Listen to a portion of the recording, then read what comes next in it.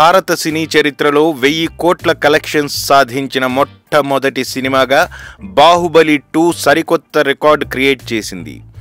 ఒక తెలుగు సినిమా స్థాయి ఏంటో ప్రపంచ దేశాలకు తెలియజేసిన దర్శక ధీరుడు రాజమౌళికి ప్రశంసలు వెల్లువెత్తుతున్నాయి. అంతేకాదు, ఇందులో నటించిన నటీనటులకు సైతం ప్రశంసలు అందుతున్నాయి. ఇప్పటికే ఈ సినిమా ప్రపంచవ్యాప్తంగా 17 రోజులకు గాను 1620 కోట్లు వసూలు చేసింది. ఇక 4-5 రోజుల్లో 2000 కోట్లు వసూలు చేయడంలో ఆశ్చర్యం ఏమీ లేదు.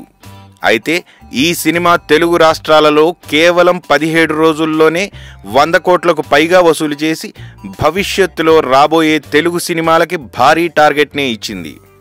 ఇక బాహుబలి 2 17 రోజుల కలెక్షన్స్ తెలుగు రాష్ట్రాలలో ఈ విధంగా ఉన్నాయి.